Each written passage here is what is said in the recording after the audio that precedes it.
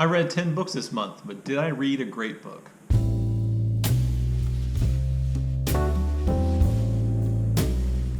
Hello and welcome back to Bookish, and welcome to my wrap-up of what I read in October. I said this month in the beginning, but I meant in October, which was an unusual month for me because I got through 10 books. Now, 3 of those books were audiobooks. I believe 2 of those books were ebooks, and 5 of those books I read as physical books, to give you kind of a breakdown of how it went. And I've been trying to think about how to organize this discussion so that it makes sense, because I was kind of all over the place in October. There are a number of reading events and things that went on during October, some that I assigned myself, some that are, a long-time part of BookTube, like Victober. And then there was Banned Books Month, I believe, in October. Pretty sure that's right.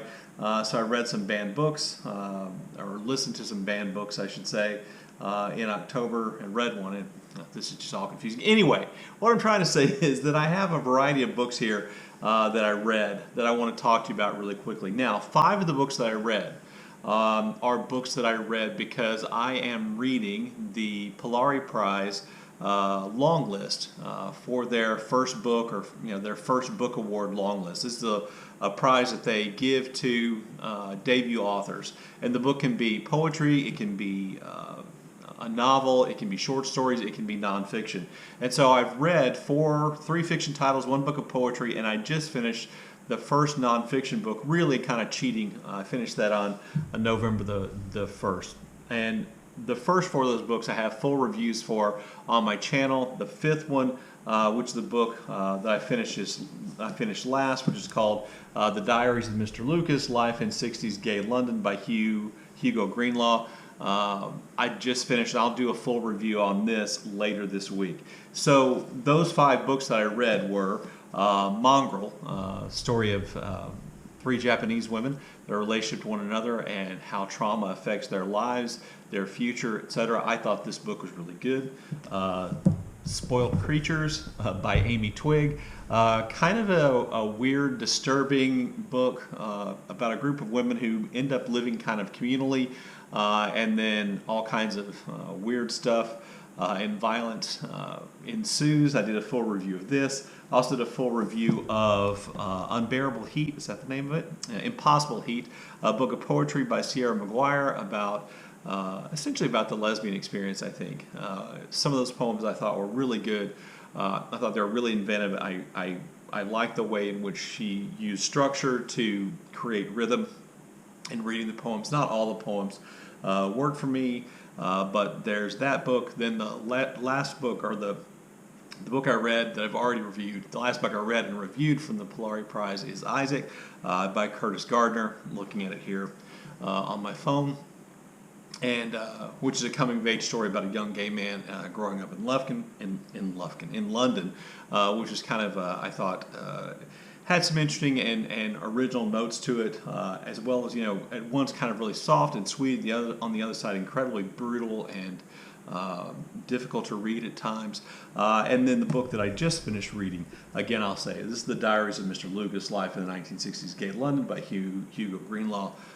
This book is, as it says, and I'll do a review it later, but it basically takes the diaries of a man who died around 2014, who kept meticulous diaries his whole life, and it kind of uses those diaries to provide insight and inspiration for stories and history of gay London in the 1960s. Like I said, I'll do a full review of that later on. So that's 5 of the books that I can dispense with there really quickly, 4 which I've already reviewed. The 5th I plan on reviewing. I read 2 books for Banned Books Week, Banned Books Month this month. The first of those was The Perks of Being a Wallflower by Stephen Chabotsky. This is one of the books I've been meaning to read for a long time. I suppose it's YA. I'm not exactly sure where it falls in the classification there, but it tells the story of a young man who, from the very beginning, we know there's something about him that makes him different and stand out from other teenagers. I believe when the story starts, he's about 15 years old, and he's writing these letters to this unnamed kind of celebrity person who he's decided that he's going to essentially write these letters that kind of take on the form of a diary. It talks about his involvement and his finally kind of making friends with 2 brother and stepsister who kind of take him in and become friends with him and introduce him to friends and drinking and drugs and, sex to a certain extent. All those kind of things are brought in, and over the course of the story, we learn some really disturbing things that have happened to this young man that explain the way he is, and why he struggles with interaction, and why he struggles with relationships, particularly with young women or with women in general, and why he has a tendency sometimes just kind of zone out or to sublimate who he is for whatever he thinks the person he's with needs. If he has a friend who's going through a painful breakup, he will be whatever that friend needs him to be. If he, with his first girlfriend, he tries to be whatever she wanted him to be. And so he's kind of like a cipher or a blank that people can fill in and kind of put what they want on him and try to get that out of him. But of course, that's not satisfying for him. It's not satisfying for anybody. And his friend, I believe her name is Sam, eventually is able to kind of confront him about this and break him out of this. And through a process of therapy, he learns kind of what's happened to him in his past, which in some ways explains why he can fly into a rage, why he can become obsessive, why he kind of freaks out sometimes, and it's a really powerful and I think really beautiful story. Now, it's on the list of banned books because it talks about young people having sex, it talks about gay young people having sex, it talks about young people doing drugs and drinking and all kinds of things like that. And I know that a lot of people say, well, then kids shouldn't have access to it, but this is incredibly naive. If your 15-year-old doesn't know these things are going on, then you probably haven't allowed your 15-year-old to leave the house very often or to be on the internet.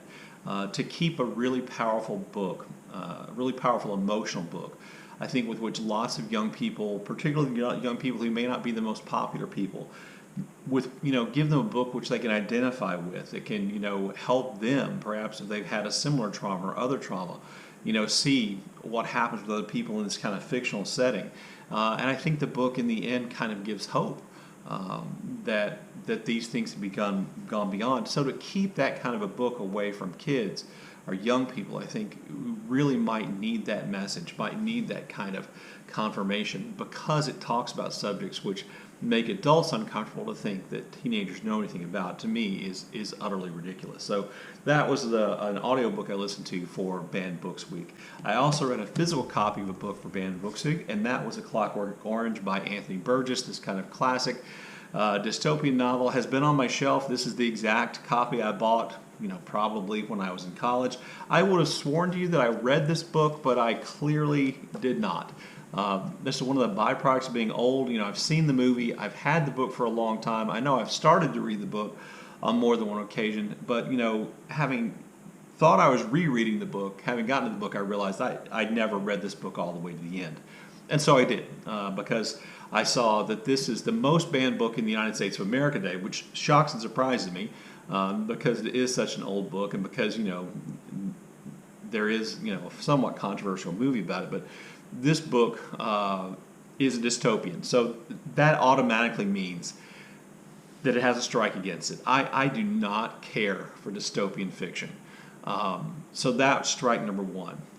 And this is probably going to be controversial and unpopular, but I'm just going to tell you, strike number two for this book is the invented language that the young, violent, gang-type young men use for things, which I thought unnecessarily complicated the book by, kind of forcing you to learn through a process of, just reading and figuring out what they were talking about, what all these words meant. And oftentimes they're words for drugs or for sex or for, sexual assault or for other violence. Just, I guess maybe at the time, was Burgess at the time trying to avoid censorship by making up his own language? Did he somehow think that made it more futuristic?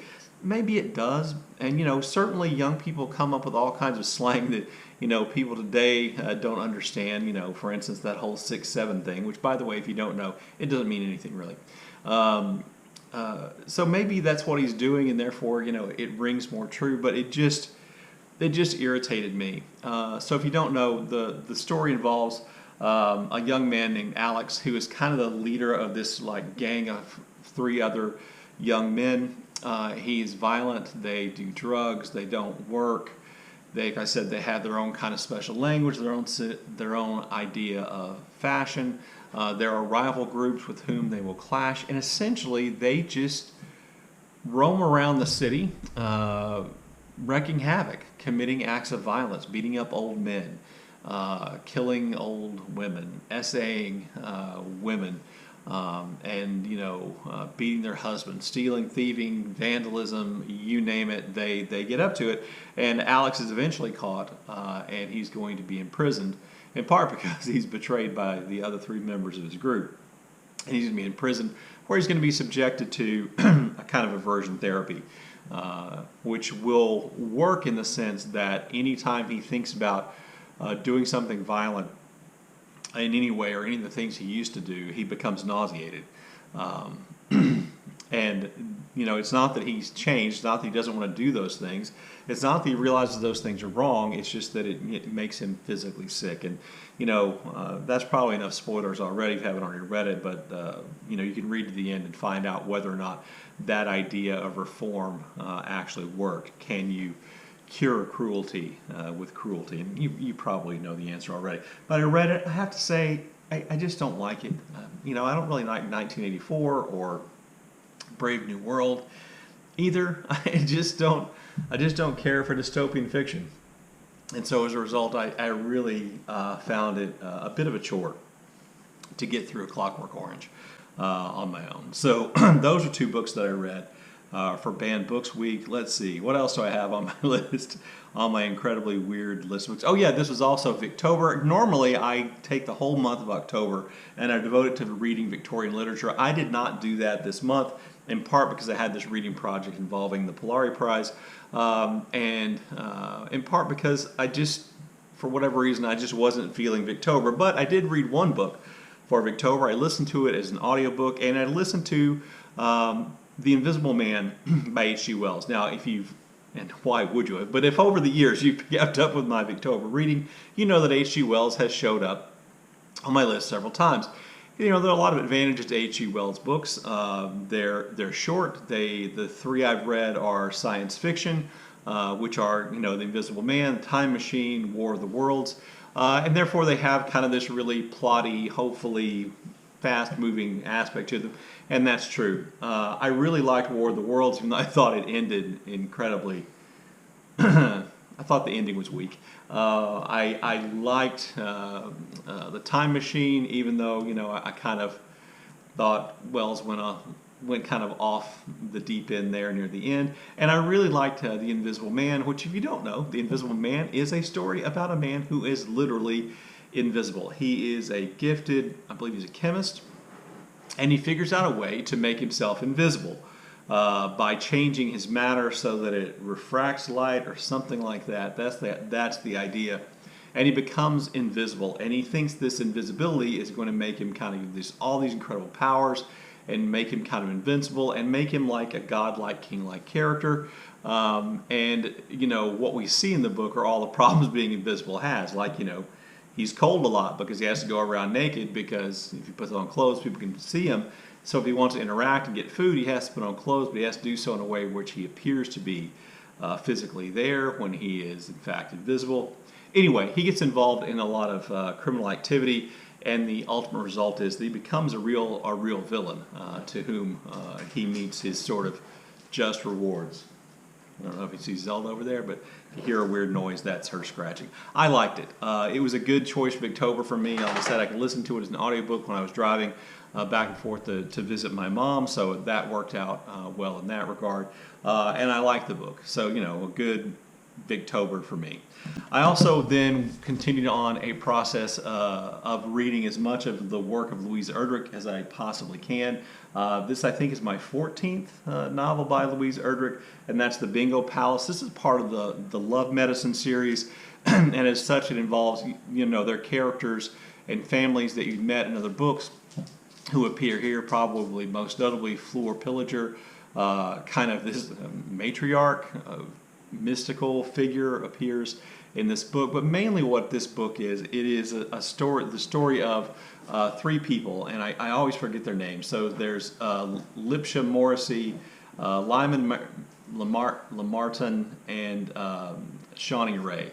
And there's kind of a love triangle there. Shawnee Ray has a child. The father of that child is Lyman, and Lipsha is called back to the community reservation because these are people who are members of Indigenous American groups, called back to the reservation by his grandmother, and he falls in love with Shawnee Ray, and he is more or less determined to figure out a way to woo her and to make her his. He's successful in one aspect of having a relationship with her, which I'll leave up to you, but he's conflicted because he's related to Lyman, and he works for Lyman at the bingo hall and bar that Lyman owns and runs. Now, Lyman is considered a success among his people because he makes money, he has connections, and what he wants to do is essentially open a casino on what would be tribal land, by the way, which would be adjacent to, or part of that land would be the land in which Floor Pillager lives on an island in a lake. And so there's this whole issue of exploitation of land there. And Lipsha is, at once, he likes Lyman. Lyman gives him a job. Lyman, lets him essentially eat for free. Lipsha finds a way essentially to cheat at bingo so that he makes this money, and he gives it to Shawnee Ray so she can do the things she wants to do with it. It's a fairly kind of complicated, at times really amusing, at times really moving, at times really kind of mysterious story about these three people. And I thought it was good. There's a real comfort, I think, to reading an author that you've read. As often as I've read Louise Erdrich, you kind of fall into the rhythm and the world in which they create. One of the things I would say is that, we think about certain authors as creating a place that becomes very real. You think about Joyce and Dublin, you think about Faulkner and the fictitious Yakima County, Mississippi. We should include, I believe, the reservation and the joining non-reservation communities that Louise Erdrich creates, because it enriches the books. The more of her books you read, the more you learn about this place and these people and their relationships with one another, and how they blend, American society with their traditional ways of life, with a little bit of what, for lack of a better term, people will call magical realism. I would call it indigenous religious belief thrown in, and they're just really entertaining books. I will say about this book that the setup, this kind of, for lack of a better term, love triangle that exists, reminded me in lots of ways of the love triangle that exists in Erdrich's latest book, The Mighty Red. Circumstances in that are different, but there are a lot of things that I think are parallel, and it makes me curious to wonder if she just thought that, obviously she knows she's writing a book about a somewhat similar situation. If she feels like that the resolution, the way she worked things out in The Mighty Red, was an improvement on the Bingo Palace. But a good book, wouldn't be the first book I'd pick up if I was going to read Louise Erdrich, but a really good book nonetheless, and a good part of the series. I was happy to have read it. Let's see, what else do I have on my list here? Oh, I think there's just one more book. Yep, and that's Euphoria by Lily King. Lily King is the author of Writers and Lovers. I featured that book in my top 10 books about writers video that I made. And I thought, I should read more Lily King. She has a new book out this year, which I have a hold on at my local library and hope to be able to get to read in a few weeks. So I had an opportunity to use the Libby app to listen to her, I think it's her third novel, which is called Euphoria, which, I listened to, when I was walking, out on walks, stuff like that, and I really liked it. I thought the book was really good.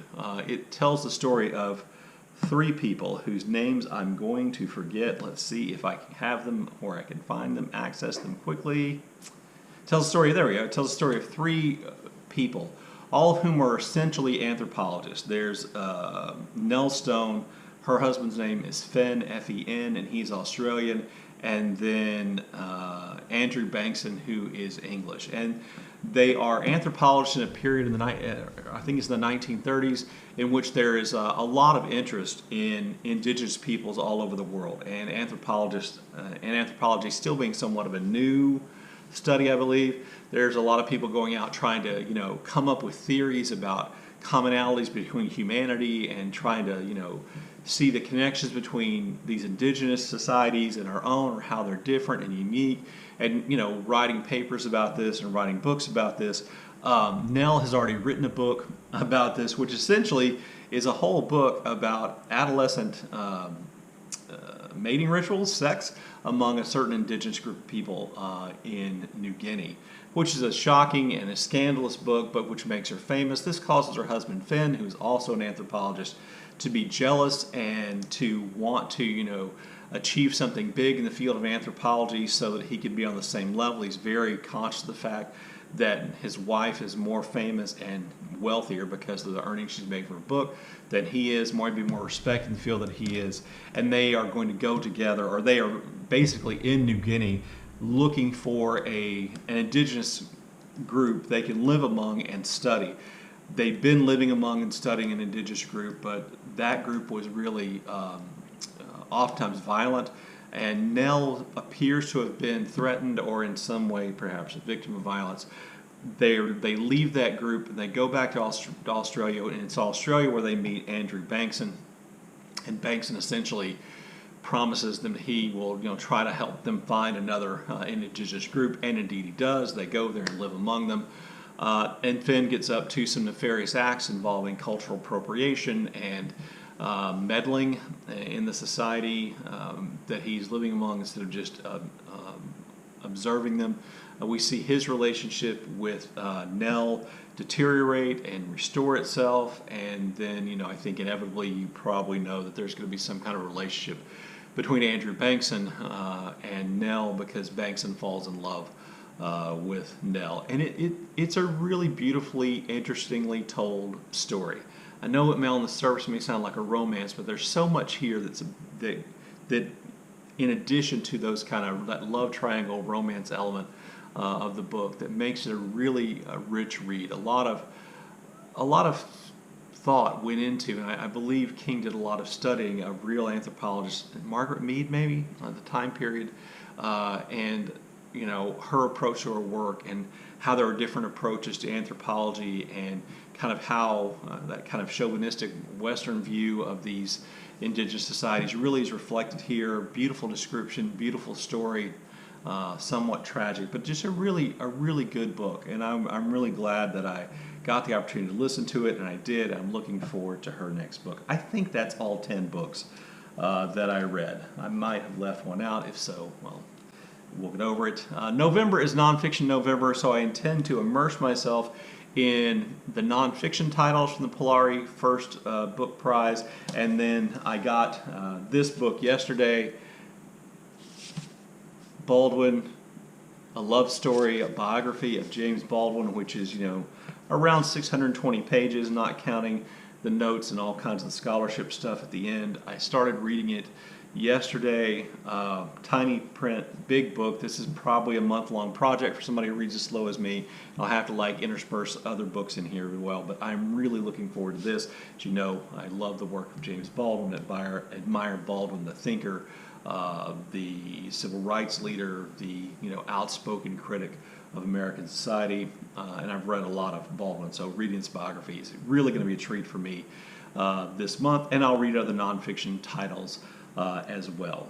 I'm also working on an idea for a project, some of which involves listening to audiobooks or rereading books in audiobook format that I read from the group of authors who frequently are referred to in the United States now as mid-century misogynists, and by those I'm only really looking at three, Updike, Bellow, and Philip Roth, and I'm going to read books. I'm going to make sure I get through a book by Philip Roth, and then kind of reassess through listening to audiobooks of Rabbit is Rich by John Updike and Herzog by Saul Bellow, because I feel like today when we talk about American literature, that there seems to be this big kind of hole in American literature from the 1950s, 60s, maybe the early 70s. And we know during that time period that authors were, public figures, and they were on talk shows, and there's kind of, we believe, this intellectual type movement that lots of people participated in. I think that's somewhat overblown, but because these authors really are not read nearly as much as they used to be today, it appears as though there's some kind of a void there.